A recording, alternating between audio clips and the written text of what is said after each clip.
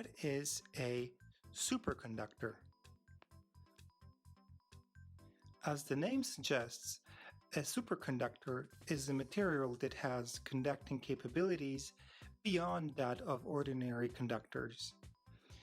A conductor is a material that can efficiently transport electricity, such as copper found in wires, and other metals, such as silver or gold.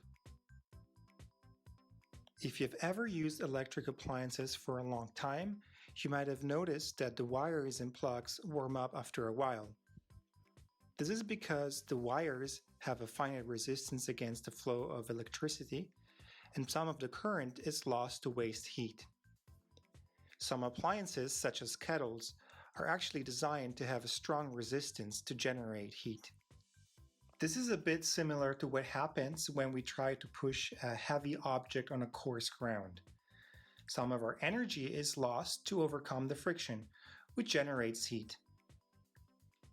A superconductor is capable of conducting electricity with no resistance at all, or in other words, without losing any energy. If we keep our previous analogy with pushing the heavy object, it would be like pushing it on a very smooth and slippery surface without any resistance, like an ice rink.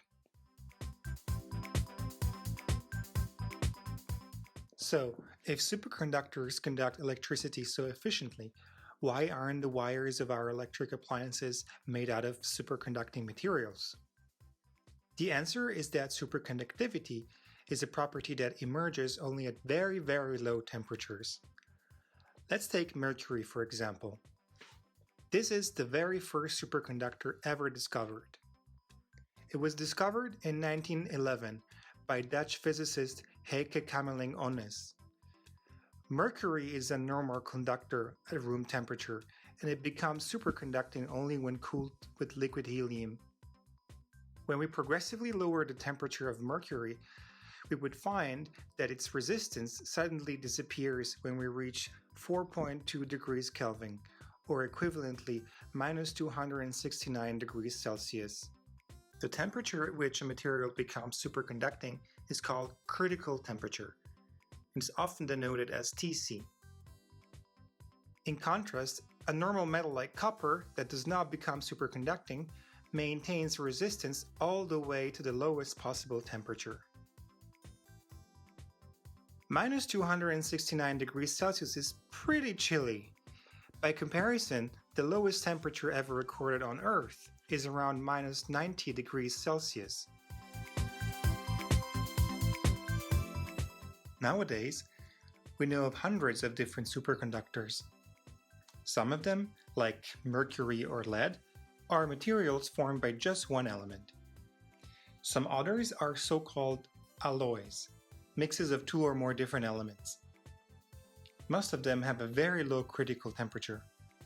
In 1986, however, a new class of superconductors was discovered. These are ceramic materials that become superconducting at higher temperatures, around 73 degrees Kelvin or minus 200 degrees Celsius. These might still seem like freezing temperatures, but the increase is actually quite important commercially, because it allows to use the widely available liquid nitrogen as a coolant instead of liquid helium, which is much more expensive and difficult to handle. Of course, the holy grail of superconductivity would be to find a room temperature superconductor. Even though a lot of current research is dedicated to this goal, this puzzle has still not been solved so far.